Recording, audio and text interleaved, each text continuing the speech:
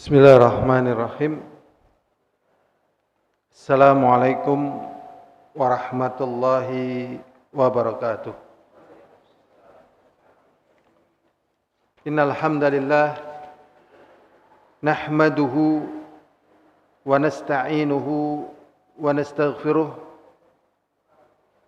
wa na'udzu billahi min shururi anfusina wa min sayyiati a'malina.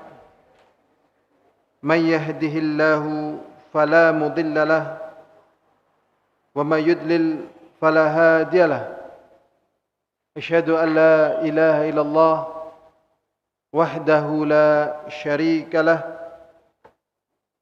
وأشهد أن محمدا عبده ورسوله اللهم صل وسلم على محمد وعلى آله وأصحابه ومن تبعهم bi ihsanin ila yaumiddin wa ba'd. Kita tidak lupa senantiasa bukan hanya bersyukur kepada Allah, juga minta tolong kepadanya agar diberi kesabaran dan juga azimah, niatan yang kuat untuk beramal saleh. Apalagi kita sebentar lagi insyaallah akan kembali memasuki mawasimil khair wa mawasimit ta'ah, musim-musim berbuat baik dan musim-musim ketaatan. Maknanya di hari-hari itu kita berbuat baik, taat kepada Allah, nilai pahalanya lebih. Sehingga di samping kita meningkatkan durasinya, kita juga menyiapkan segala sesuatu yang akan memudahkan kita untuk bisa beramal di musim-musim kebaikan atau musim-musim ketaatan. Di dalam hadis Abdullah ibn Abbas radhiyallahu taala anhu, Rasulullah sallallahu alaihi wasallam bersabda, "Ma min ayyamin al-amalu salih fiha ahabbu ila Allah min hadhil ayyam." Rasulullah sallallahu alaihi wasallam mengatakan, tidak ada dari hari-hari yang ada di dunia ini yang beramal saleh lebih dicintai oleh Allah Subhanahu wa taala dibandingkan hari-hari ini, yaitu hari tanggal 1 sampai tanggal 10 bulan Dzulhijjah, yakni al-ashr.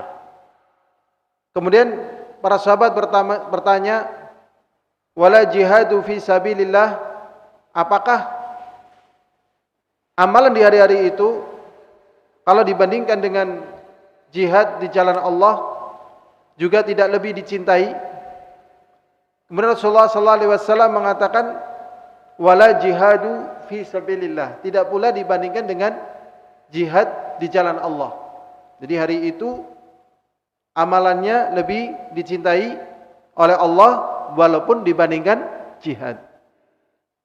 Ya, illa rajulun, kecuali kalau ada seseorang kharaja bi nafsihi, keluar dengan dirinya, wa malihi, dan juga keluar dengan hartanya. Jadi berangkat jihad jiwanya, hartanya, walam yarji min dzalika min syai', dan dia pulang dari berjihad tidak membawa apapun, meninggal dunia dan tidak membawa apapun, baru bisa dibandingkan.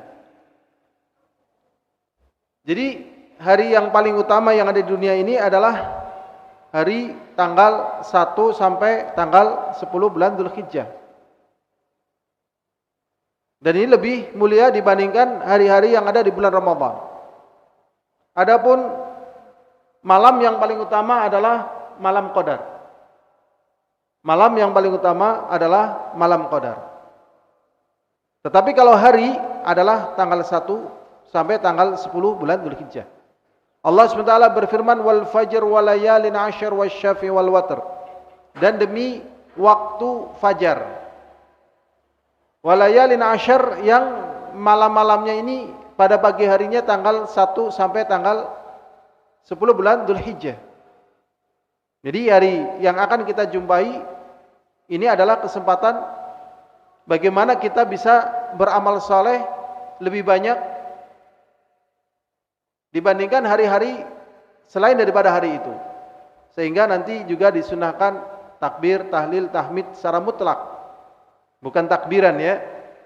Pada tanggal 1 sampai tanggal 10. Memperbanyak takbir, tahlil, tahmid, bersedekah, qiyamul lail, zikir dan sebagainya di hari-hari itu. Kemudian pada hari itu ada namanya hari tarwiyah, yaitu tanggal 8 bulan Dzulhijjah. Ya.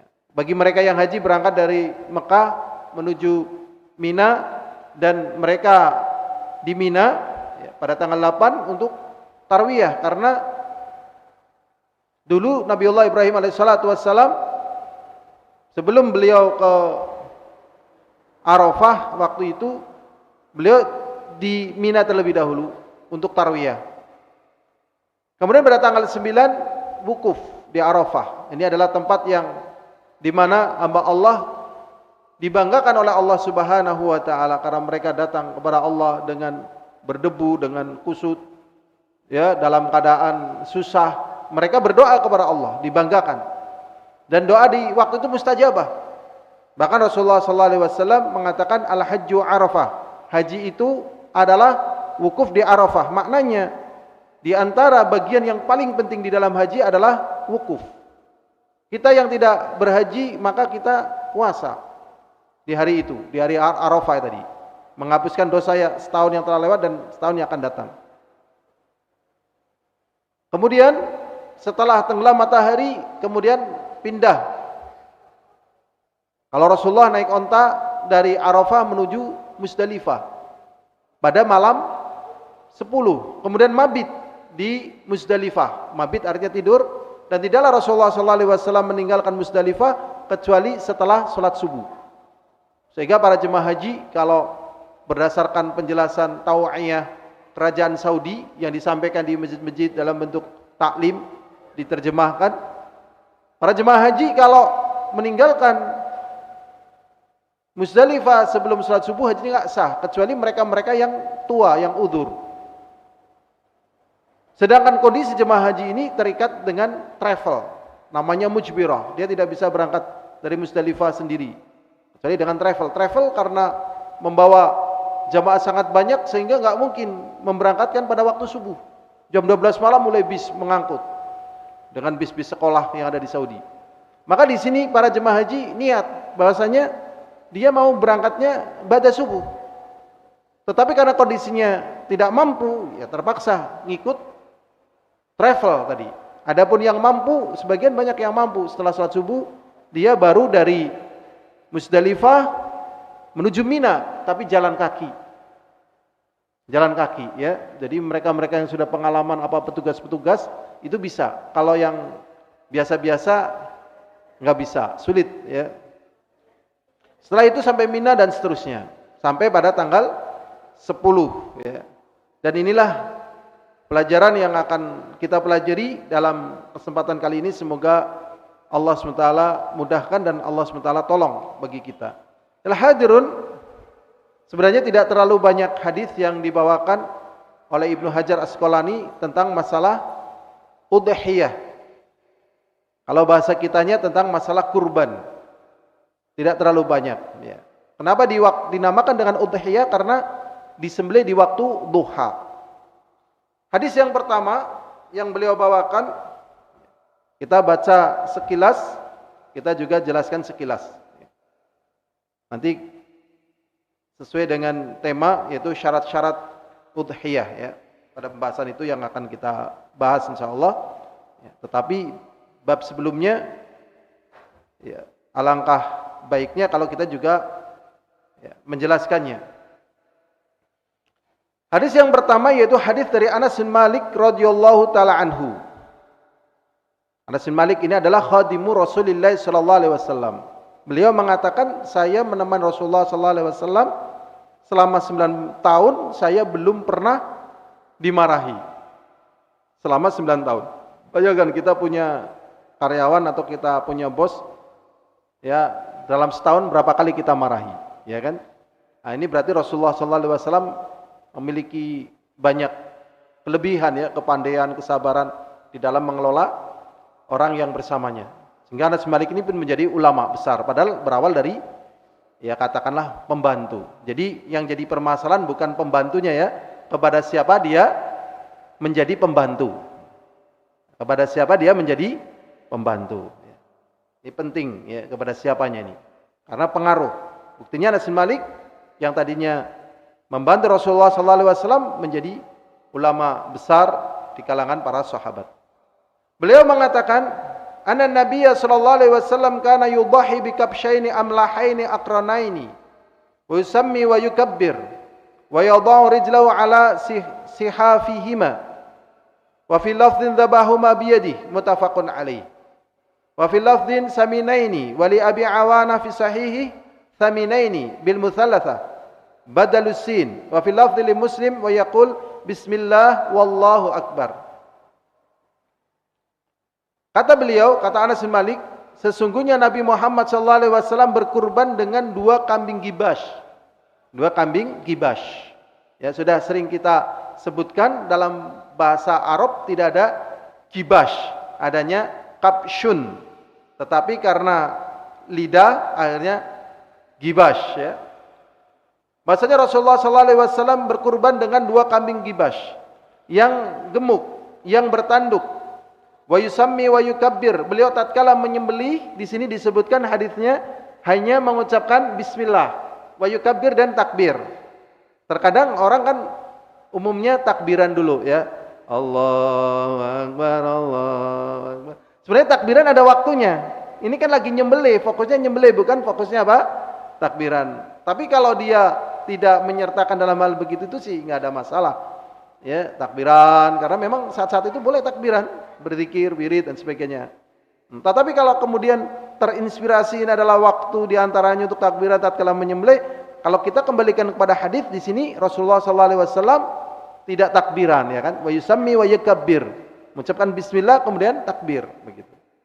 Dan ini mudah, gampang ya, mudah dan gampang, tetapi sesuai dengan ya petunjuk Allah Subhanahu wa taala. Ya, bismillah wa yusammi wa yukabbir. Wa yadha'u rijlahu ala sihafihima, dan beliau di dalam praktek menyembelihnya itu menjadikan binatang sembelihan itu dalam keadaan murihah. Murihah itu dalam keadaan nyaman, yaitu dibaringkan. Dan kemudian beliau meletakkan kakinya, ya ini kambing misalnya ya, ini kambing atau sapi. Ini kaki kanannya di sini, ini misalnya perutnya ya, kakinya di sini, tempel. Kaki kirinya di bawah. Nah, tangan kanannya megang ya golsem itu golok sembelih, pilih yang tajam, nanti ada hadisnya. Kemudian juga megang apa? Daun ya, biar supaya tidak darahnya muncrat. Nah, binatang-binatang lain dipalingkan, karena kadang binatang lihat temannya disembelih juga ya terpengaruh ya, walaupun dia nggak bisa berbuat apa-apa, cuman wajahnya pucat-pucat kayak gitu. Setelah itu dengan tangan yang kuat, ya tangan yang kuat, orang yang sudah biasa menyembelih itu tahu berapa kekuatan yang dibutuhkan untuk masing-masing sembelihan. Kalau nyembelih ayam tentunya kekuatannya tidak lebih kuat dibandingkan tatkala menyembelih kambing. Tatkala menyembelih sapi tentunya kekuatannya tidak lebih rendah daripada menyembelih sapi, ya kan? Tatkala menyembelih kambing, kekuatan tangannya tentunya tidak lebih rendah daripada menyembelih sapi. Mana menyembelih sapi lebih kuat, di samping tajam. Ini baru nyari ininya, audajnya di sini, ya dicari ini kerongkongannya, baru disembelih. Wa idza dzabhtum fa aqsinu dzibhah. Dan apabila kalian menyembelih, perbagusilah cara menyembelihnya. Tajam ya. Nah ini, ngek gitu. Kasihan apa enggak kasihan? Nyembelih kayak gini kasihan apa enggak kasihan? Dulu waktu saya masih kecil, sing melas ora usah mangan dagingnya. Kasihan apa enggak kasihan? Makanya kalau disembelih bukan dengan nama Allah, Allah nggak ridho. Karena itu makhluk yang Allah jinakan, Allah taklukkan untuk manusia. Dan dagingnya nanti makan manusia. Kenapa tatkala menyembelih tidak menyebut nama Allah? Maka harus dengan nama Allah. Bismillah, wallahu akbar. Sembelih. Berikutnya hadirin azani wa azakumullah, Rasulullah sallallahu alaihi wasallam dalam satu lafaz dzabahuma biyadi. Rasulullah sallallahu alaihi wasallam menyembelih dengan tangannya sendiri. Memang di sini ada yang mengatakan ini adalah pembelajaran Rasulullah tatkala Rasulullah mengadakan kurban di tanah lapang untuk pembelajaran rakyatnya. Sehingga di sini memang afdal bagi mereka yang kurban menyembelih dengan tangannya sendiri. Kalau tidak mampu ya wakil enggak apa-apa. Tapi kalau mampu ya sendiri. Muttafaqun alaih. Wa fil lafdhin, dan pada riwayat yang lain saminaini, yaitu kambing gibas yang gemuk. Dan diriwayatkan dari Abu Awana dalam sahihnya saminaini. Ini pelajaran tambahan hadis saja. Ya, dalam riwayat Abi Awanah di dalam sahihnya itu tidak dengan huruf sin tapi dengan huruf tha, yaitu saminaini. Sehingga maknanya yang mahal. Kalau samin yang gemuk, kalau samin yang mahal gitu ya. Ya biasanya kalau mahal ya gemuk ya kan. Kalau gemuk belum tentu mahal ya kan. Yang mahal biasanya apa? Gemuk biasanya. Tapi yang gemuk belum tentu mahal. Kalau beli yang betina murah walaupun gemuk ya. Murah ya, yang harga 20 juta itu seperti harga 26. Kemarin ada pedagang sapi jual yang harga 20. Ya, betina. Ya kalau jantan 26. Ternyata setelah dicek lagi bunting, akhirnya nggak jadi dijual. Ya. Jadi betina juga boleh buat kurban, nggak apa-apa. Tapi pilih yang jangan produktif ya, kasihan karena untuk regenerasi. Berikutnya adalah hadirun azani wa azakumullah wa fil lafdhi Muslim, dan dalam lafaz Imam Muslim wa yaqulu, di sini dijelaskan penjelasannya dalam lafaz Imam Muslim dari hadis yang tadi kita baca, wa yusammi wa yukabbir, tafsirannya adalah dengan mengucapkan bismillah wallahu akbar. Dengan bismillah kemudian mengucapkan takbir yaitu Allahu akbar. Nah, berarti hadis ditafsirkan dengan hadis. Ya, dalam riwayat yang lain yaitu riwayat Imam Muslim. Berikutnya walahu min hadits Aisyah. Dan juga dari hadis Anas radhiyallahu taala anhu. Dari jalur Aisyah radhiyallahu taala anha. Dari Imam Muslim dari hadis Aisyah radhiyallahu taala anha. Amara bi kabshin akran. Rasulullah sallallahu alaihi wasallam memerintahkan untuk dibawakan kambing yang bertanduk. Yadau fis sawad, berjalan dengan yang hitam. Wa yabruku fis sawad, dan duduk dengan yang hitam. Wa yanzuru fis sawad, dan melihat dengan mata yang hitam. Ini definisi atau sifat-sifat kambing yang berkualitas di tempatnya Rasulullah, di masanya Rasulullah. Ya. Kalau di tempat kita kan biasanya yang hitam dan sebagainya kecil-kecil ya kan. Kambing apa itu? Jawa yang seperti itu malah kecil, ya enggak? Coba antum pergi di pasar lihat kecil gitu ya. Kalau yang besar-besar, yang Jawa itu kayak etawa atau mungkin ada yang besar lagi, jenis-jenis yang kita tidak tahu, malah enggak hitam gitu. Tapi di waktu itu yang seperti ini yang paling besarnya. Ya, jadi kalau kita mampu diberi kemudahan oleh Allah, ya pilih yang paling bagusnya. Ya, pilih yang paling bagusnya. Ya, ini jadi sifat-sifat dari kambing yang berkualitas yang bagus ini. Rasulullah melakukan hal yang demikian itu.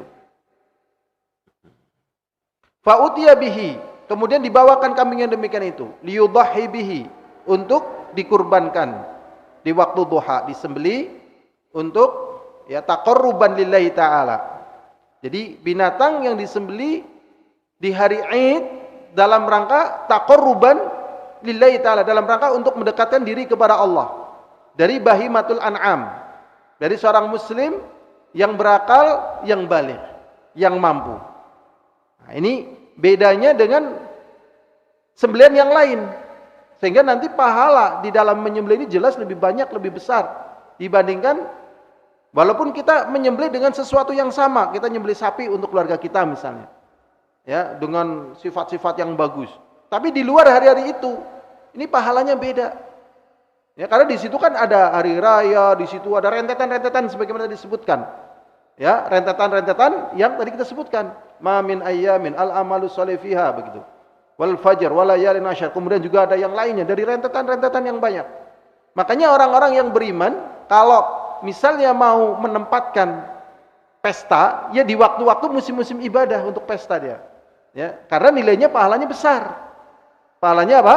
Nilainya besar. Ya, jadi dipilih waktu-waktu. Jadi pemilihan hari yang baik tentukanlah berdasarkan apa yang ditentukan oleh Allah yang bernilai ibadah ganda. Yang bernilai ibadah ganda. Karena ibadah kan ada harta, ada badan, ada lafaz, begitu. Lafaz misalnya Allahu Akbar. Hati misalnya niat, badan kayak sholat, ruku, sujud, harta misalnya haji juga, ya, zakat. Kurban juga ini juga pakai harta, ya kan? Bahimatul an'am harta atau bukan harta? Sapi kita, kambing kita, onta kita harta bukan harta? Harta. Wah, ditempatkan di waktu-waktu yang tepat sehingga bernilai pahala berlipat. Nah, ini masuknya dalam kategori manajemen. Ya, manajemen ibadah. Karena memang di dalam ibadah itu diukur. Ya, tingkatan beratnya, tingkatan pahalanya, tingkatan mendesaknya, tingkatan pahalanya apakah hanya lingkup sempit atau meluas itu diukur.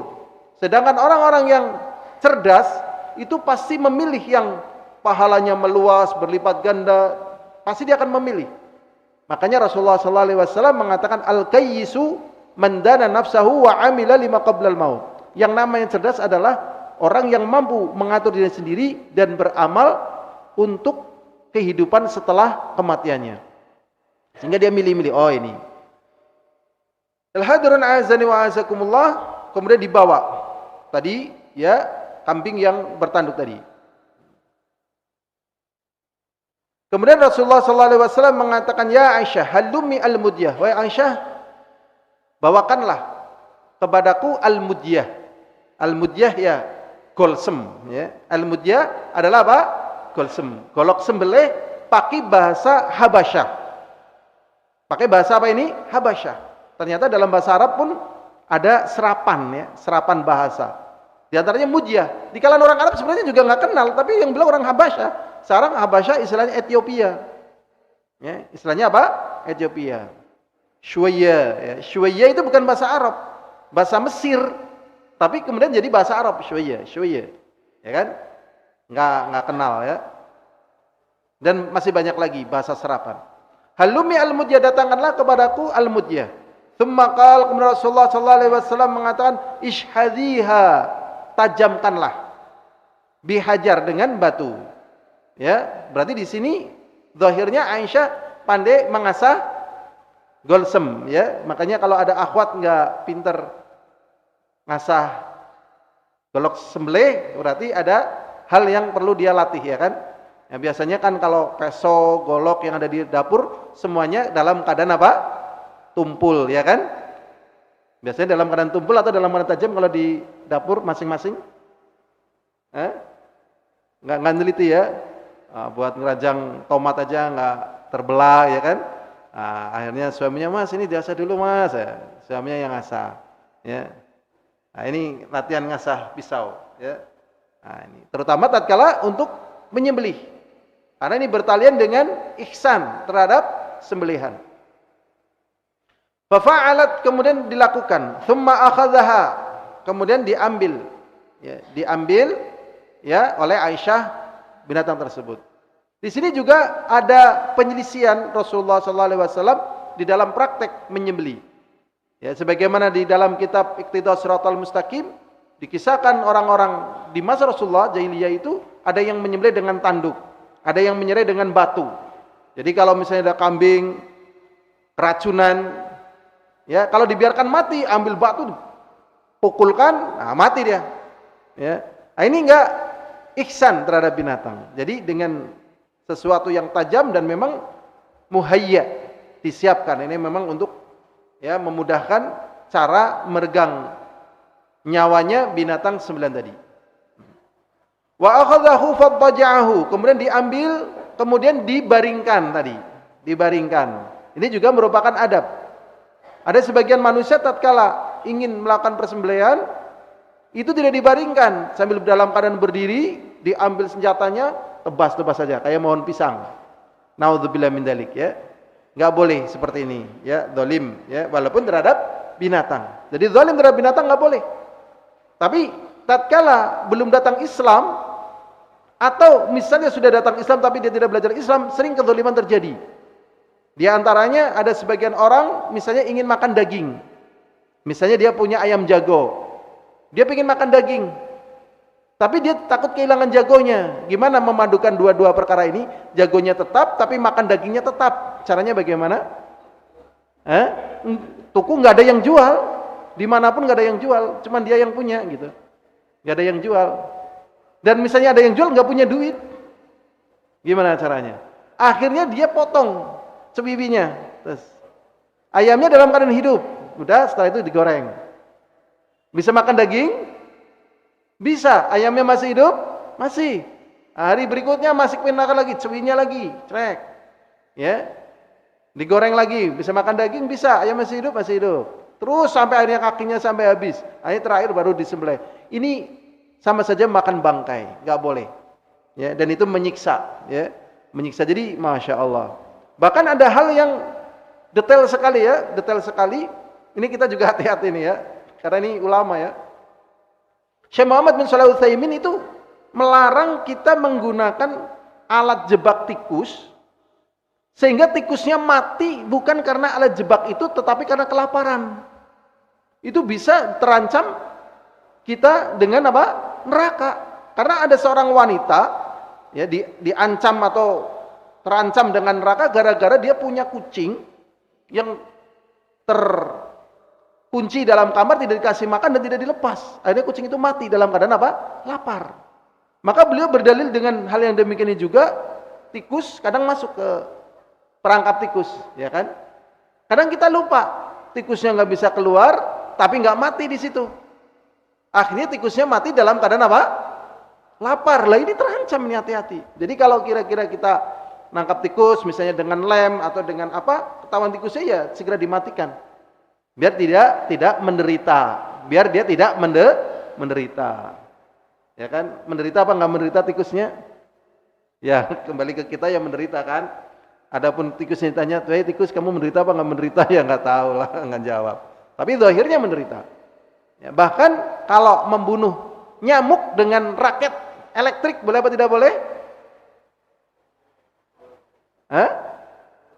Boleh enggak? Enggak boleh. Karena Rasulullah SAW mengatakan la tu'adzibu binar illa rabbun nar. Coba bayangkan. Dan janganlah kalian mengazab, ya maksudnya menjadikan mati ya sesuatu dengan api. Illa rabbun nar, kecuali Allah yang memiliki api. Karena tatkala kena seret, apa yang bunyi? Pratek, luka bakar. Syekh Utsaimin mengatakan tidak boleh. Dan memang secara dalil tidak boleh. Masya Allah. Jadi orang beriman memang mau nggak mau mesti banyak yang loading. Banyak yang apa? Loading, ya kan? Kalau nggak beriman, nggak berilmu, nggak loading. Coba antum perhatikan ya, perkembangan yang luar biasa terjadi. Jazirah Arab tadinya kan negara yang hitam, tertinggal.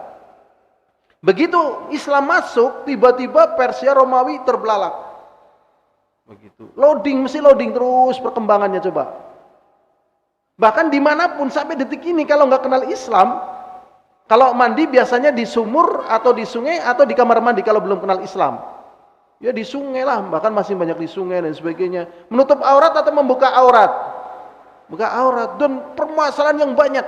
Jadi begitu dengan Islam kita kenal macam-macam lah kalau disebutkan. Di antaranya di dalam masalah kurban coba. Ya, akhirnya di dalam masalah kurban. Dan kurban tidak boleh kecuali bahimatul an'am. Jadi misalnya ada orang begini. Kalau endokku berisik bae ngakok kayak enggak kurban lah. Bisa enggak endok kita buat kurban? Bisa enggak? Endokku lah, soangku berisik bae ngakok kayak lah. Mau kurban bae lah, mau kurban kayak ngisuk, mau kurban. Bisa apa tidak? Tidak. Loh, tapi kan saya ikhlas.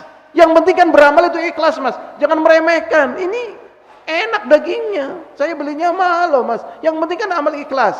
Jawabnya gimana? Antum jawabnya gimana? Enggak sesuai tuntunan, betul. Ikhlas doang enggak cukup dalam agama kita. Yang penting kan ikhlas. Ini bukan bahimatul anam, enggak bisa. Masya Allah. Nah, yang penting kan ikhlas. Ya, ikhlas itu karena dadi. Ya, inilah Masya Allah. Jadi dengan agama ini mengangkat kita. Banyak hal yang diangkat. Di antaranya yang sedang kita bahas di dalam masalah kurban, ya, tata cara penyembelihan pun dengan cara yang murihah tadi. Faddajahu, dibaringkan, thumma zabahu, kemudian disembelih. Thumma qal bismillah, kemudian berdoa dengan menyebutkan Allah. Allahumma taqabbal min Muhammadin, ya Allah terimalah dari Muhammad, wa ali Muhammad, dan keluarganya Muhammad, dan juga dari umatnya Muhammad. Jadi dalam hadis tersebut banyak sekali pelajaran yang bisa kita petik. Tetapi akan kita bahas pada hadis berikutnya ya, nanti insyaallah. Berikutnya pada hadis Abu Hurairah radhiyallahu taala anhu, qala Rasulullah sallallahu alaihi wasallam, man kana lahu sa'atun wa lam yudhhi fala yaqrabanna musallana. Rawahu Ahmad wa Ibnu Majah wa sahahu al-Hakim wa rajjaha al-immah ghairuhu waqfahu.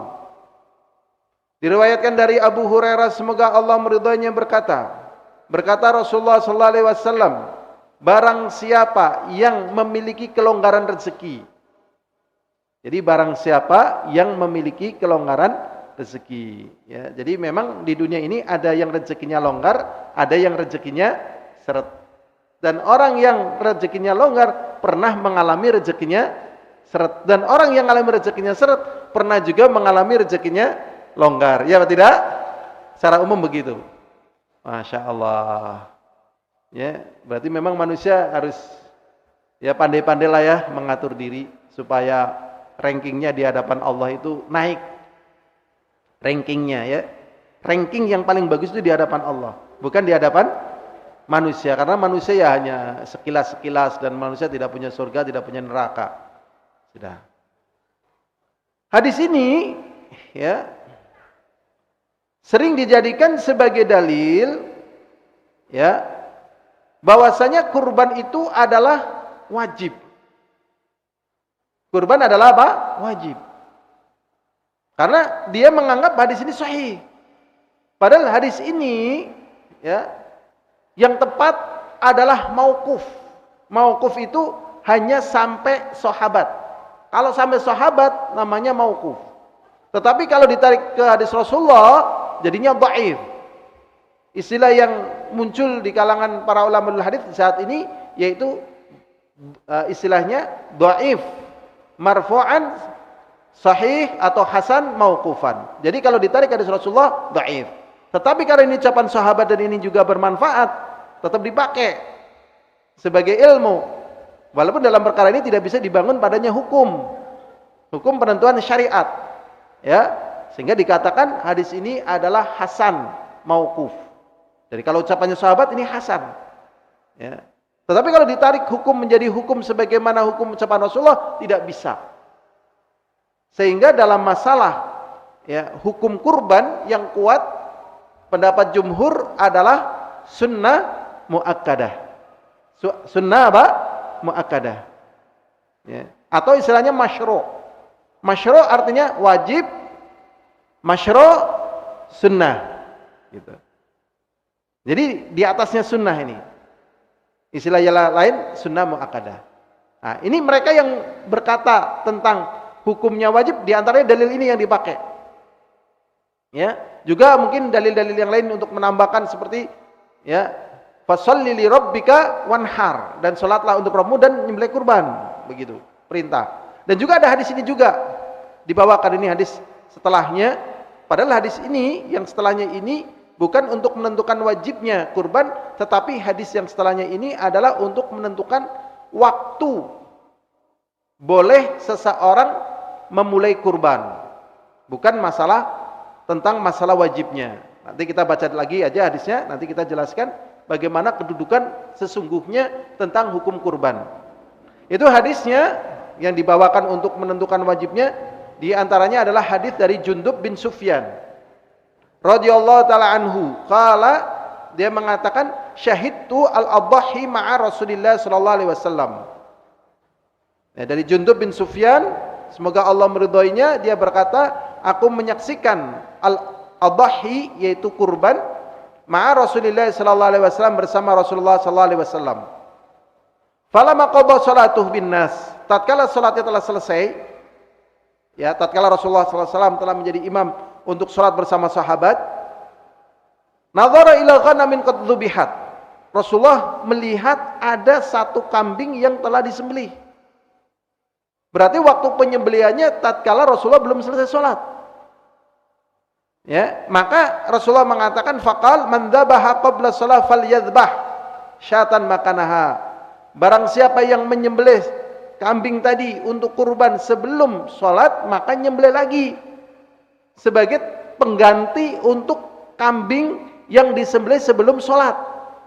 Berarti kalau ada orang nyembelih kambing sebelum sholat, tidak sah kurbannya, tapi ya dia dapat pahalanya untuk keluarga. Jadi memang beda, nggak bisa pahalanya menyamai, itu nggak bisa, walaupun modalnya sama, modalnya sama, waktunya sama, tenaganya sama, pahalanya beda. Memang disinilah letak perbedaan manusia, ya, ini letak kandungan yang ada pada orang tersebut, dari ilmu, dari niat, dari jiwa. Coba, ya kan, Rasulullah umurnya nggak begitu panjang, tapi nilai dan kualitasnya sangat tinggi.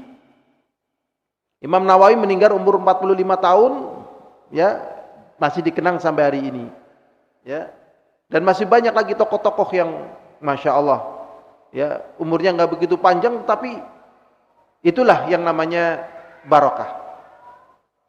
Kemudian Rasulullah mengatakan wa malam yakun dzabah falyadzbah ala ismillah, dan barang siapa yang belum menyembelih maka menyembelihlah dengan nama Allah.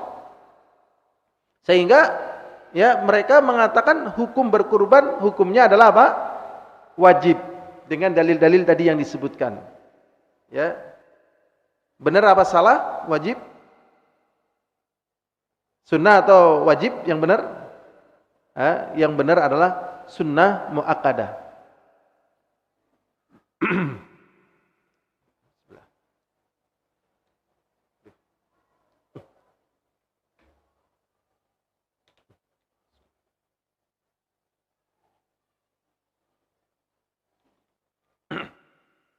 Dalil yang dipakai oleh jumhur tatkala mereka menentukan bahwasanya hukum kurban itu bukan wajib tapi sunnah muakkadah, diantaranya adalah dalil tentang masalah yang diucapkan oleh Rasulullah SAW. Bismillah, hadza min Muhammadin wa ali Muhammadin wa ummatu Muhammadin. Bismillah, dengan menyebut nama Allah, Allahu Akbar, ya. Ini dari Muhammad, dari keluarganya Muhammad, dan untuk umatnya Muhammad. Ini sehingga umatnya Muhammad yang tidak berkurban dulu sudah pernah diwakili oleh Rasulullah SAW. Kemudian ada juga satu riwayat yang ini menjadi penguat bahwasanya tidak ada satupun di antara sahabat yang meyakini bahwasanya kurban itu wajib. Tidak ada satupun di antara sahabat Nabi yang meyakini bahwasanya kurban itu adalah apa? Wajib. Berdasarkan hadis yang diriwayatkan dari Abdullah ibnu Abbas. Hadis ini dikeluarkan oleh Imam Daruqutni, Imam Hakim.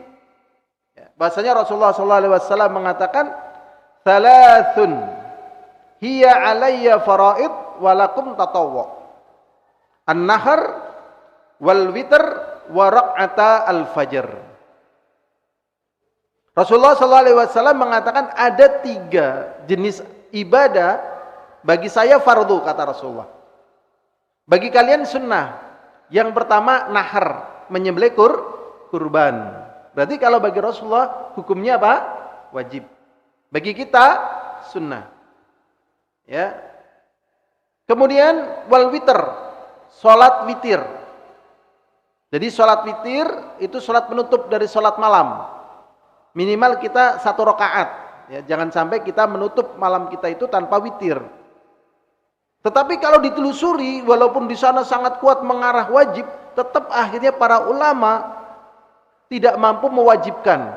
Padahal di sana kuat sekali perintah dari Rasulullah. Ya, para ulama akhirnya memvonis atau memfinalkan hukumnya adalah sunnah muakkadah. Karena Rasulullah mengatakan kalau bagi Rasulullah wajib, bagi lainnya sunnah. Kemudian 2 rakaat sholat sebelum sholat subuh, 2 rakaat fajar. Bagi Rasulullah adalah apa? Wajib. Kemudian bagi kita adalah apa? Sunnah. Ada lagi yang bagi Rasulullah wajib, bagi kita sunnah. Apa selain ini? Apa kira-kira? Mungkin ada yang tahu. Bagi Rasulullah wajib, bagi kita sunnah. Tetapi bukan dalam hadis ini. Salat malam. Jadi Rasulullah itu wajib. Wa minal laili fatahajjat bihi nafilatal lak. Fatahajjat bihi gitu. Bagi Rasulullah wajib, dan dari sebagian malam bertahajudlah engkau. Jadi Rasulullah wajib bertahajud. Tapi ada yang Rasulullah boleh, bagi kita haram. Apa diantaranya? Bagi Rasulullah boleh, ini hak khusus untuk Rasulullah. Bagi selain Rasulullah haram. Apa kira-kira? Iya, istri lebih dari 4, ya kan? Istri lebih dari 4. Selain Rasulullah nggak boleh, harus kalau sebelum Rasulullah masuk Islam, Rasulullah berdakwah Islam, ada di antara sahabat istrinya sampai 10. Ya, istrinya sampai berapa? 10. Akhirnya Rasul perintahkan untuk menceraikan, dicerai itu. Pilih yang mana yang kamu suka. Karena dia punya istri yang banyak, akhirnya dia juga nawarin ke sahabat dari kalangan muhajirin. Saya punya istri lebih dari 4. Ya, saya punya istri lebih dari berapa? 4. Pilih yang kamu suka, nanti saya cerai. Masya Allah. Ada yang seperti ini di zaman kita? Nggak ada ya? Makanya Allah SWT mengabdikan wuyu'thiruna ala anfusihim walau kana bihim khasasah. Mereka lebih mendahulukan orang lain padahal dirinya butuh. Kalau umumnya kita kan yang baik untuk kita ya. Kalau yang jelek untuk siapa? Kadang bahkan untuk orang tua dan sebagainya ya kan. Ya Allah, ini enggak milih-milih yang paling bagus mana, yang bagus mana, yang paling kamu cintai. Nanti dicerai. Dan di masa kita ini kalau tidak kenal sunnah masih ada satu orang yang istrinya sampai 100. Ya. Dijelaskan oleh para ulama, di antaranya tokoh-tokoh qabilah. Nah, banyak ya, selain qabilah sebenarnya di masyarakat juga ada-ada aja ya, seperti itu. Tetapi ini haram. Jadi maksimal 4, dan juga harus tentunya punya ilmu tauhid, akidah ya. Bukan hanya berani-beranian seperti itu ya kan? Ini hanya banyak istri tapi tidak dibimbing akidah, tidak dibimbing tauhid, atau butuh dibimbing akidah dan tauhid? Tetap butuh dibimbing akidah dan tauhid. Ya, istri 1, istri 2 tetap wajibannya sama. Sehingga orang-orang yang memiliki istri lebih dari 4 memang ujiannya jauh lebih berat. Kemampuannya lebih berat, cobaannya lebih berat, kesabarannya lebih kuat. Ya, kesabarannya jauh lebih kuat. Jadi kesabaran harus baja ya, harus baja. Kalau nggak baja biasanya ambruk itu. Harus baja. Karena tidak boleh zalim terhadap anak, terhadap istri nggak boleh zalim. Ya, makanya Rasulullah SAW mengatakan inna idzamal jaza ma'a idzamal bala. Sesungguhnya ya, besarnya pahala disertai dengan besarnya ujian. Jadi kalau ujiannya besar, pahalanya besar. Jadi simpulannya dalam masalah ini, berkurban hukumnya adalah sunnah muakkadah. Tetapi bersamaan dengan berkurban sunnah muakkadah, sahabat beli kambing di pasar kambing itu tidak dinaikkan becak, tidak dinaikkan mobil, tidak dinaikkan motor, tidak diseret, tapi dipanggu. Ya. Dia apa? Dipanggul. Ya.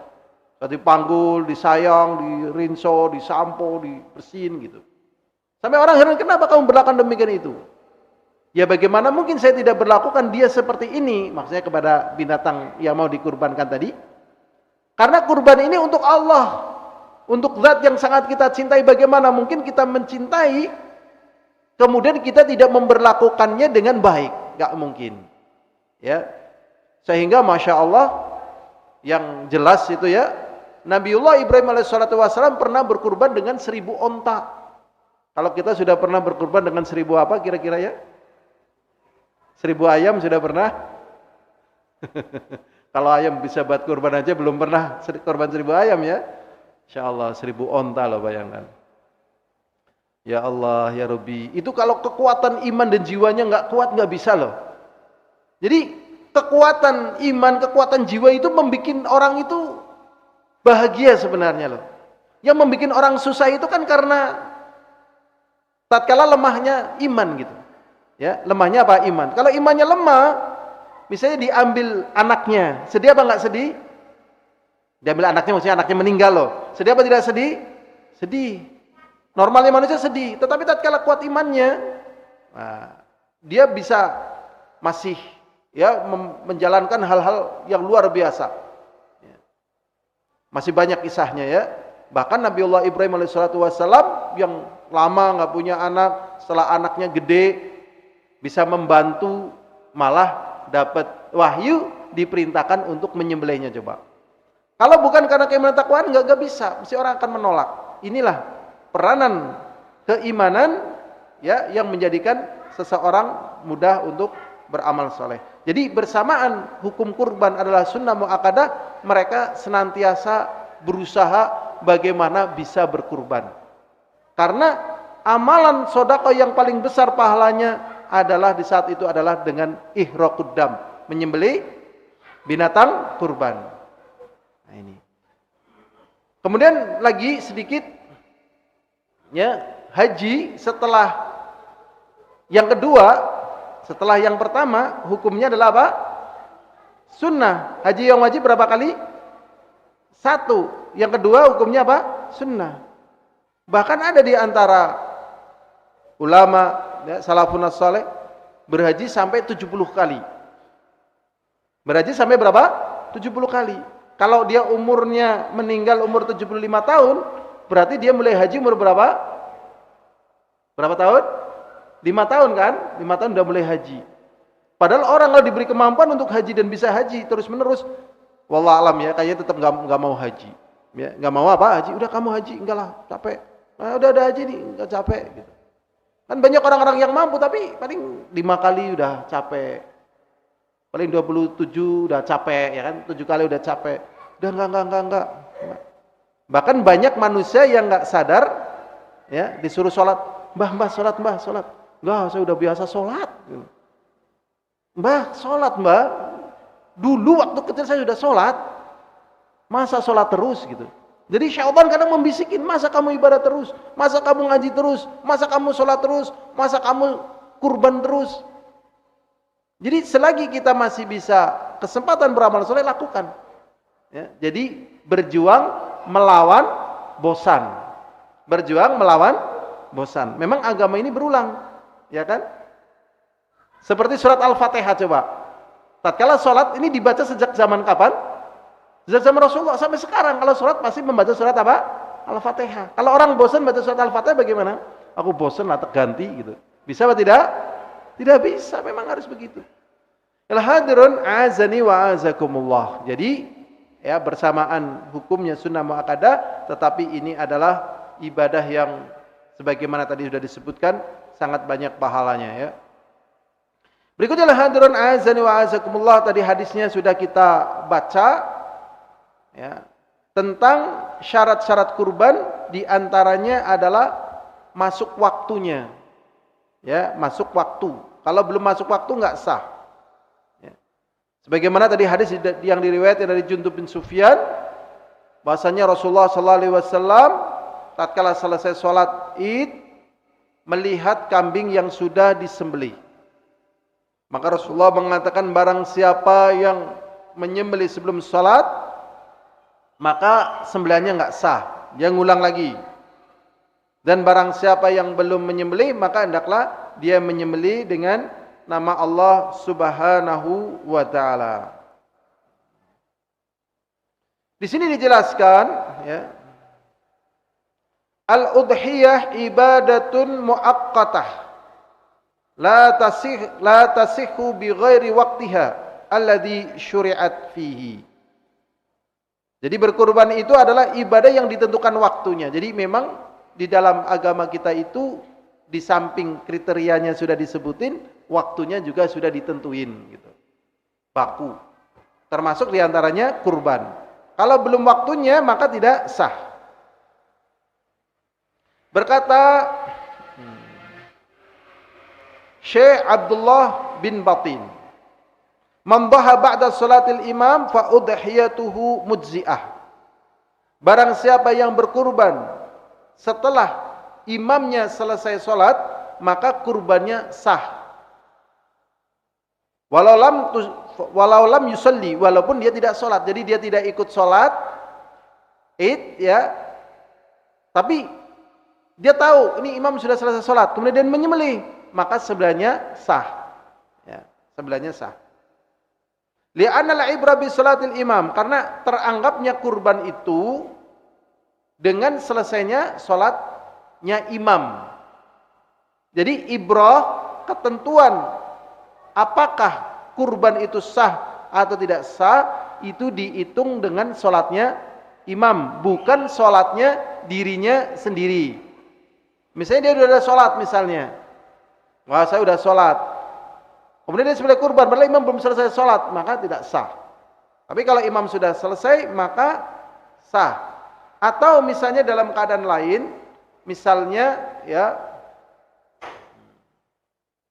orang-orang Badui kadang nggak salat. Kemudian dia perkiraan, oh kalau jam 8 ini imam sudah selesai salat, maka dia sembelih. Maka ini juga sah. Berikutnya hadirun azani wa azakumullah. Kita masuk pada hadis berikutnya tentang sifat-sifat binatang kurban yang boleh untuk kurban. Ya. Yang boleh untuk kurban, dan tentunya ada binatang-binatang yang tidak boleh untuk kurban. Tadi dari sisi waktunya syaratnya harus masuk ya, masuk waktu. Masuk waktu dan belum keluar waktu. Tapi kalau belum keluar waktu biasanya jarang. Tapi kalau berkurban misalnya sudah malam 14, kurbannya sah atau tidak sah?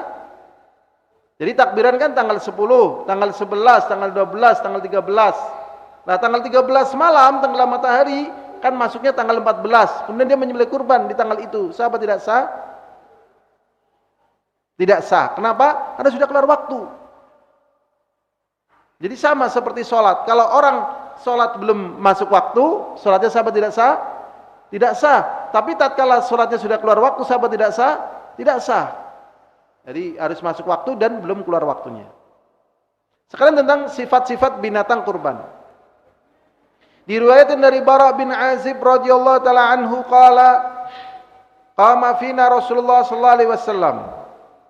Dari Bara bin Azib, semoga Allah meridainya, berkata, Rasulullah sallallahu alaihi wasallam berdiri di hadapan kami, kemudian berkhutbah mengatakan, arba'un la tajuzu fi dhahaya.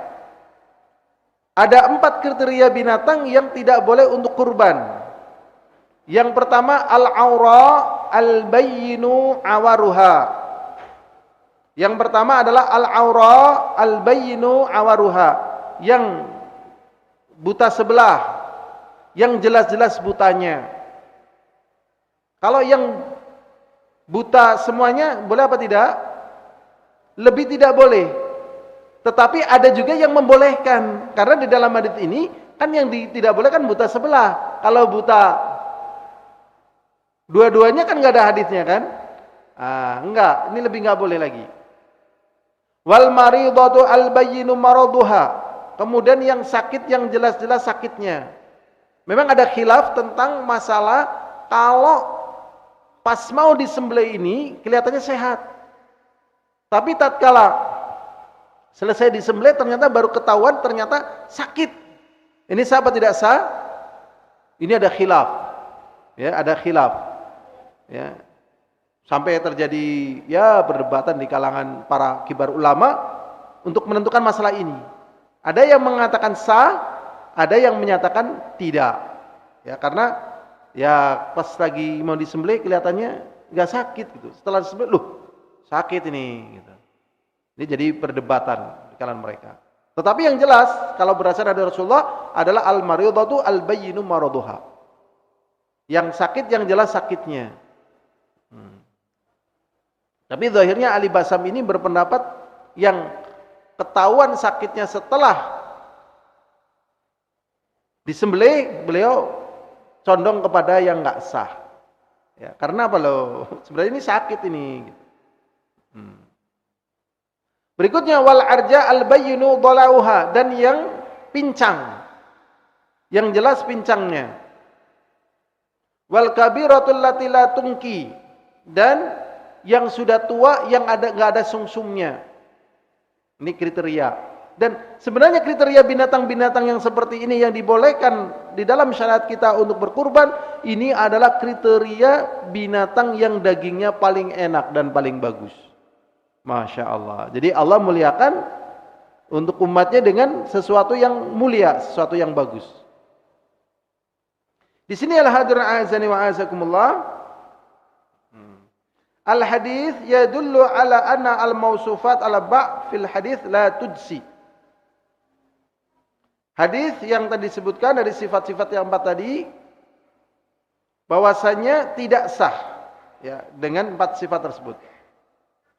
Wa sakata an ghairiha minal uyub, dan di sini Rasulullah tidak menyebutkan dari ya sifat-sifat yang lain dari cacat. Kemudian di sini dijelaskan wa dhahaba al-zahir, dan berpendapat al-zahir, yaitu para ulama yang berpendapat dengan zahirnya hadis, ila annahu la aiba ghairal arba'ah, sesungguhnya tidak ada aib atau tidak ada cacat pada binatang kurban kecuali pada 4 perkara tersebut.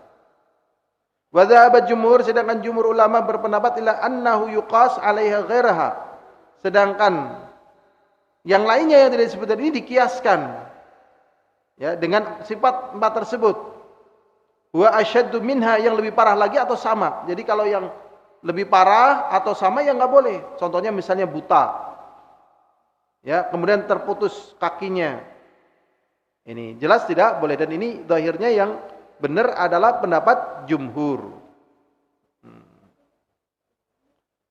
Intinya ya, binatang-binatang dengan 4 sifat ini tidak boleh buat berkurban. Berikutnya hadis yang lainnya, tadi dari sifat-sifat binatangnya, kemudian dari sisi usia. Jadi masalah waktu, kemudian sifat binatangnya, kemudian usia. Jadi kalau kita beli binatang kurban, yang pertama kali yang kita tanya di antaranya adalah apa? Usia. Ini umurnya berapa? Biasanya yang dikatakan wis poel gitu kan. Tetapi ternyata yang sering kecolongan biasanya sapi. Ya, sapi itu harus 2 tahun ke atas. Ya. Coba kita baca hadisnya. Wa an Jabir radhiyallahu taala anhu qala qala Rasulullah sallallahu alaihi wasallam. Rasulullah sallallahu alaihi wasallam mengatakan, ya, dari Jabir radhiyallahu taala anhu, la tadhbahu illa musinnah. Janganlah kalian menyembelih binatang untuk kurban kecuali musinnah. Ini istilah musinnah itu. Illa anta surah alaikum, kecuali kalau sulit bagi kalian, fatadhbahu jada'atan minadh-dha'n. Kalau kalian sulit, maka sembelih binatang korban dalam kategori jaza'ah. Ya, jaza'ah nanti kita sebutkan ya istilah ini, minadh-dha'n, dari kambing domba. Hadis ini diriwayatkan oleh Imam Muslim. Jadi musinnah ya, yaitu ma huwa tammalahu sittatu ashhur. Ats-tsani minal ibil. Ats-tsani yaitu musinnah tadi dari onta, malahu khamsu sinin, yaitu yang sempurna 5 tahun. Wa minal baqar wal jamus, sapi dan kerbau, malahu sintan, ini yang berumur 2 tahun ke atas. Wa minal ma'zi malahu sanah, dan dari kambing Jawa itu yang memiliki umur 1 tahun. Kalau poel 16 bulan, berarti boleh ya. Berikutnya zahiril hadis anna jada' ad-dhan, dan zahir di dalam hadis tersebut bahwa saya jada' dari kambing domba, jada' ini sila, Wa huwa matamalahu sittatu ashhur. Yaitu yang sempurna ya 6 bulan. Annahu la yujzi illa inda ta'sirul musinnah. Ini tidak sah, ini menurut sebagian ulama. Jadi domba kalau misalnya nyarinya muda, maka umur 6 bulan tidak boleh. Kecuali kalau nyarinya muda lah boleh. Ini menurut sebagian ulama. Walakin hakka khairu wahidin ala ijma' ala ijza'il jaza' min ad-dha'n. Akan tetapi ada hikayat, ada pemberitaan, bukan hanya satu kesepakatan di kalangan para ulama tentang bolehnya berkurban dengan jaza'. Walaupun tidak sulit mencarinya. Jadi walaupun tidak sulit mencarinya, kalau misalnya ada yang umur 6 bulan dari kambing domba, ya boleh. Sebagian mengatakan tidak boleh. Kenapa menyatakan tidak boleh? Karena Rasulullah mengatakan, illa anta surah alaikum, kecuali kalau sulit bagi kalian nyarinya. Sehingga dengan hadis ini mereka memahami kalau nggak sulit berarti nggak boleh. Kalau sulit baru boleh. Tetapi sebagian mengatakan nggak apa-apa. Ternyata ada hadis lain yang mengatakan bahwa Rasulullah bersabda, "Dhahu bil jaza' min ad-dha'n." Sembelihlah kurban, maksudnya kalian boleh menyembelih kurban bil jaza', yaitu kambing domba yang berumur 6 bulan. Itu boleh berdasarkan hadis ini. Berarti simpulannya kalau kambing domba boleh berumur berapa bulan? Ya, boleh 6 bulan boleh ya. Betina jantan boleh ya. Berarti sebenarnya kan kambing domba murah ya, murah. Saking nggak bisanya ikut kurban, udah beli hari pada tanggal 11 atau 12 di pasar kewan biasanya murah. Yang mahal-mahalnya menjelang seperti ini. Tapi nanti kalau sudah tanggal 10 lewat, tanggal 11 murah. Syaratnya masuk pasar kewan enggak usah nawar, diem aja. Biar nanti harganya turun sendiri. Pokoknya 100 turun bismillah. Karena kalau dia dijual lepas itu nanti dia ngempani lagi dan sebagainya gitu. Nanti murah itu datangnya, ya. Murah, alhamdulillah bisa berkurban. Ini bagi yang lolos dari kurban. Dan sebenarnya orang yang bisa kurban itu secara umum karena memang persiapan. Karena apa? Persiapan. Kalau tanpa persiapan nggak bisa secara umum. Ya, contohnya kisah Uwais Al-Qarni bisa menggendong ibunya dari mana? Dari Qarn itu Yaman sampai ke Mekah, digendong ibunya itu. Itu nggak langsungan. Beliau latihan dulu. Latihan dulu gendongin wedus, ya, gendongin kambing, ya kan? Kambing digendong berat atau enggak? Belum pernah. Belum pernah kan? Gendong kambing. Digendong kemana? Ya naik turun gunung. Setelah kuat dan terbiasa, kan manusia itu butuh biasa loh. Manusia itu sebenarnya butuh biasa, makanya banyak kakek-kakek zaman dulu ngangkat bambu masih kuat. Remaja bujangan di masa kita ini bawa bambu, baru lihat bambunya aja sudah loyo. Waduh, bambu-bambu besar itu. Itu di Kebumen itu ada sana ya, daerah Tembana itu. Wah, itu kakek-kakek ngangkat ranjang berat-berat enteng, lemari berat-berat enteng. Bahkan becak itu yang dari Kebumen kan, bawa lemari, bawa ranjang, bawa apa kuat dalam satu becak. Kadang orang pakai motor nggak bisa kok. Pakai mobil kadang susah, tumbuk-tumbuk coba, Masya Allah. Ini karena apa? Kebiasaan dan persiapan. Udah pakai kambing, udah kuat, udah biasa, udah akrab, tinggal sapi meningkat. Sapi sudah biasa naik turun gunung, sudah kuat. Lah baru setelah itu praktek gendong siapa? Ibunya. Jadi memang latihan. Manusia itu aslinya kalau serta-merta ya nggak bisa lah. Ya. Makanya maaf ini bagi yang biasa buang misalnya bayinya atau apa itu jangan emosi, enggak apa-apa. Karena anak-anak yang saleh atau solehah yang biasa membuang kotoran orang tuanya yang sudah dalam keadaan tergeletak, itu kan sebelumnya sudah terbiasa. Buang itu enggak apa-apa. Tapi kalau enggak pernah, udah ini dikirim ke panti jompo aja, udah kirim ke panti jompo aja sudah. Naudzubillah min dzalik ya, naudzubillah min dzalik. Berat nggak membuang kotoran orang tua? Coba, yang berak di situ, kencing di situ, membersihkannya, memandikannya, wudu dan sebagainya. Berat atau tidak berat? Berat.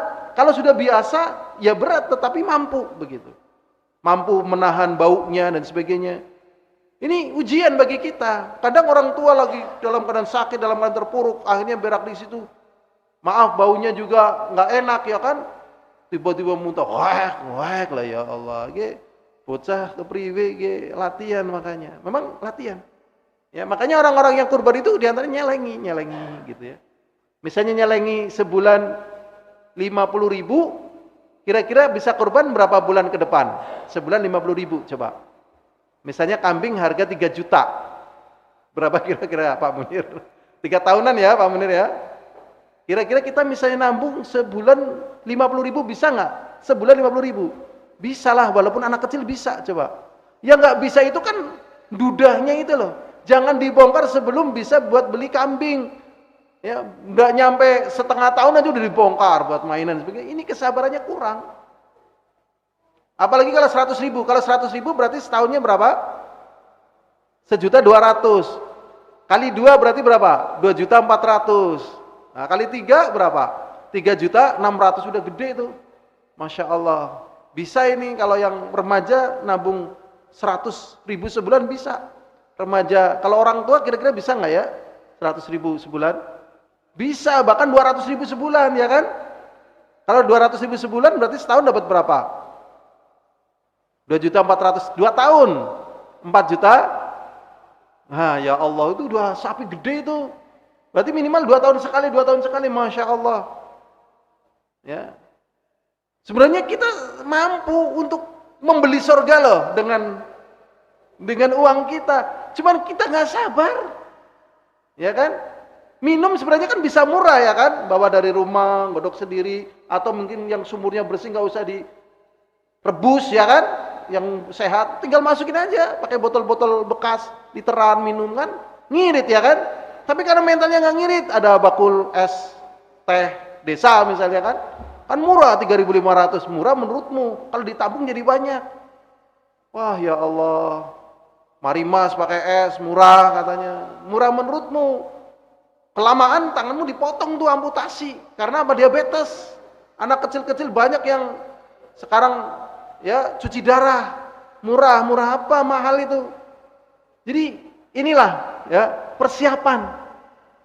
Sebenarnya kalau langsung kan siapa yang kuat lah. Ya, siapa yang kuat? Wong kita bisa ngaji seperti ini, kita bisa langsung ngaji atau awal-awalnya kita belajar ngaji dulu di kampung, di rumah. Kan ngaji dulu ya kan di kampung, di rumah, lama-lama bisa ngajinya jarak jauh ya kan? Sampai di sini. Banyak nggak di kampung kita yang nggak ngaji saat ini? Di kampung kita masing-masing, banyak nggak? Banyak ya kan? Nah, kita datang kan dari beberapa kampung coba, Masya Allah. Itulah persiapan. Makanya moga-moga pada tahun ini kita bisa kurban. Kalau nggak bisa tahun kurban, tahun depan lah ya. Ya coba misalnya sebulan kita nabung 200, misal. Sebulan 200. Berarti setengah bulan kita nabung berapa? 100. Setengah bulan lagi 100, berarti sebulan berapa? 200. Kalau misalnya sebulan kita nabung 300, berarti kan sekitar 10 hari kita nabung berapa? 100 ya kan? 100 bagi 10 berapa? 30.000 ya. 30.000 kita nyelengi kadang 20, kadang 10 sehari ya. Insya Allah setahun bisa kurban. Nah, setahun bisa kurban.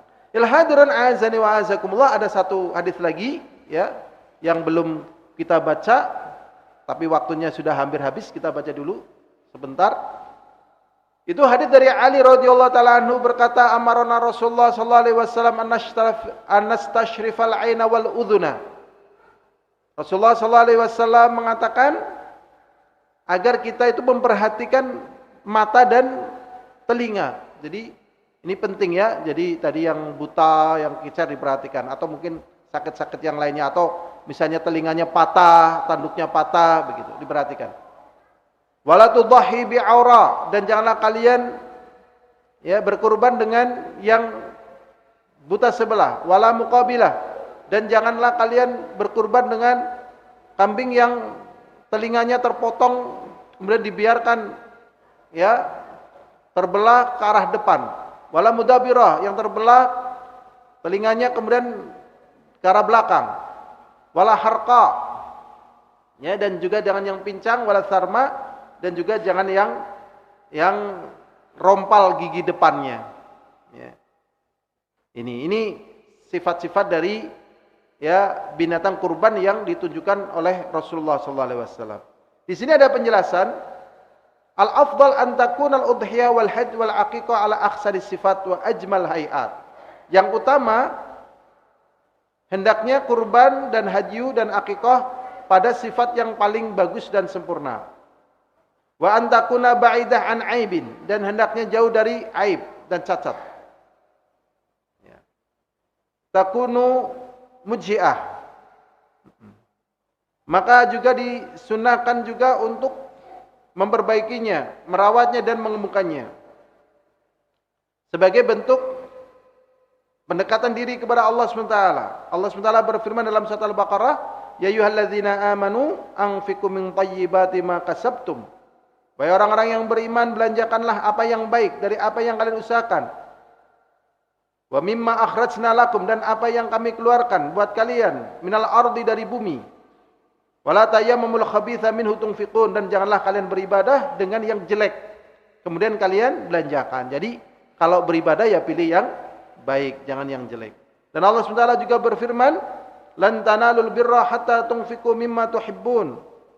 Dan sesungguhnya kalian tidak akan meraih kebaikan sampai kalian membelanjakan apa yang kalian cintai, berarti yang bagus.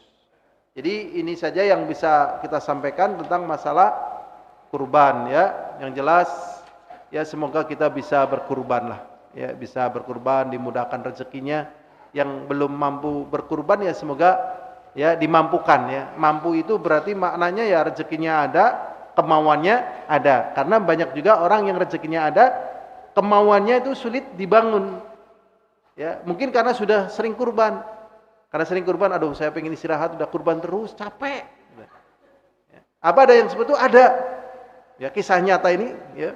Jadi dia miara kambing. Pas awal miara kambing dititipkan orang, dia mengatakan, ya, pokoknya nger ana bandote sing saya mau kurban, tak mau kurban begitu. Ternyata tiap tahun keluar bandot itu, bandot terus gitu. Dan memenuhi syarat untuk kurban terus tiap tahun ada. Akhirnya kan kurban karena sudah merasa kurban terus begitu, ya. Ingin istirahat. Masa kurban bala tak istirahat. Akhirnya enggak kurban pada tahun itu. Apa yang terjadi? Kambingnya semuanya mati. Masya Allah. Yang dipiarakan orang. Aduh, dia merasa berdosa di situ. Ya, wallah alam sebabnya kenapa, tapi itulah yang Allah takdirkan. Jadi yang sudah biasa kurban, jangan bosan apa? Kurban. Bagi yang belum kurban, kamu kurbannya apa? Saya kurbannya kurban perasaan gitu, ya. Jangan jawab begitu. Ya Allah, mudah-mudahan saya berkurban. Karena kurban perasaan nggak masuk dalam kategori kurban. Ya kan? Masuk nggak dalam kategori kurban? Tidak. Kurban itu artinya melakukan amalan kurbah, mendekatkan diri kepada Allah begitu. Jadi bukan kurban pakai bahasa kita, bukan. Kurbah itu amalan untuk mendekatkan diri dengan Allah Subhanahu wa ta'ala. Wallahu a'lam bishawab. Alhamdulillahil alamin. Assalamualaikum warahmatullahi wabarakatuh.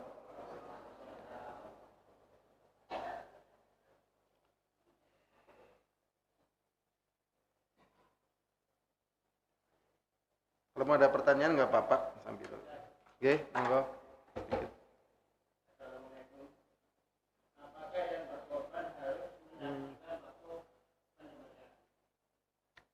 Ya, sunahnya. Kalau dia nggak ada udzur, hendaknya datang menyaksikan. Di sini ada dalilnya, ada ayatnya. Ya, dia syahdu supaya dia menyaksikan. Ya. Di sini ada ayatnya. Disunahkan untuk dia menyaksikan. Oh, nggak tegel. Menyaksikan di sini kan bukan berarti harus lihat. Nah, datang kan namanya menyaksikan. Masa kita harus lihat? Ya enggak lah.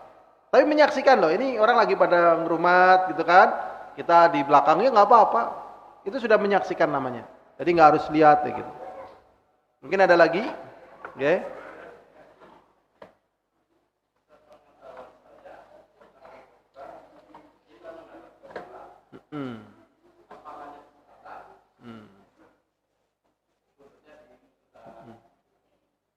Itu Ya afdol lah, afdol ya kan.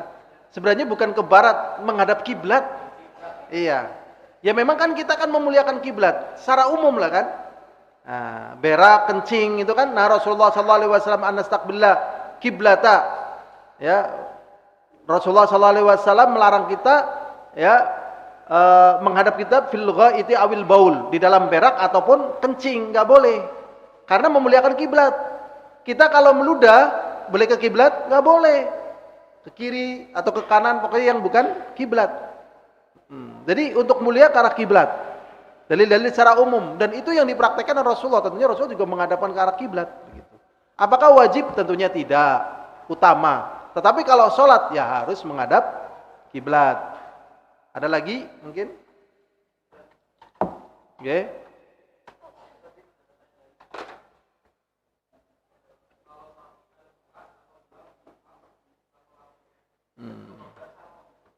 Zahirnya sapi atau binatang yang ada bekas sakitnya lato-lato ya, zahirnya sah ya, zahirnya sah buat kurban karena dia udah sembuh ya, walaupun tentunya kurang menarik ya kan, tapi dari cacat yang disebutkan Rasulullah dia udah sembuh, maka boleh ya. Boleh. Jadi kalau memang dia dapatnya itu boleh. Enggak Pak Munir? Kalau misalkan sekarang banyak sekali program vaksin yang menyebabkan telinganya berlubang. Oh.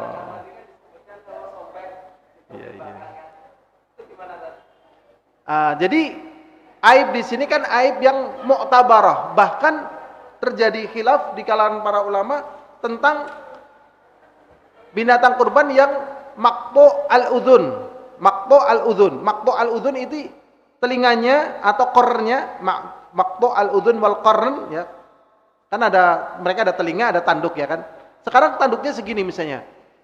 Ya. Sekarang terputus ya, segini ya, tanduknya segini kan dari sini sampai sini. Terputus lebih dari setengah, ini gimana? Ternyata dari khilaf para ulama ini, mereka tetap menyatakan boleh buat kurban. Ya, boleh. Kalau telinga bagaimana tadi? Yang terbelah depan dan sebagainya. Para ulama menyatakan boleh. Ya, kenapa? Karena mereka berdalil asal daripada kurban ini adalah daging. Ya. Apa? Ekor patah? Iya, boleh. Yang para ulama menyatakan tidak boleh adalah maqtu al-aliyah. Maqtu al-aliyah. Aliyah itu artinya pantat. Jadi pantatnya itu patah gitu. Makanya kalau kita ditanya, kamu sekolahnya di mana? Di madrasah aliyah. Artinya apa? Madrasah pantat ya kan? Harusnya madrasah apa? Aliyah. Jadi aliyah artinya apa? Pantat. Jadi pakai ain. Kamu sekolahnya di mana? Madrasah aliyah. Oh, aliyahnya besar apa? Enggak tahu. Madrasah aliyah kok. Madrasah pantat? Enggak, SMA. Oh, pakai ain gitu. Aliyah. Jadi kalau maqtu'atul aliyah para ulama bersepakat enggak boleh. Nah, berarti pertanyaan tadi kalau misalnya divaksin seperti ini ya boleh ya. Tapi kalau ditanya lagi afdal atau enggak afdal? Enggak afdal. Yang afdal tadi yang enggak kena tanda vaksin dan seterusnya. Lah makanya bagi mereka yang memvaksin dan sebagainya, kalau ngasih tanda tolong cari tempat yang lebih bagus sehingga nilainya tidak berkurang gitu. Tapi kalau sekedar bolehnya boleh. Kalau afdalnya kurang karena Allah SWT mengatakan wa may yu'azzim sya'airallah fa innaha min taqwal qulub. Barang siapa yang mengagungkan syariat Allah, bentuk ketakwaan apa? Hati. Walhamdulillahirabbil alamin.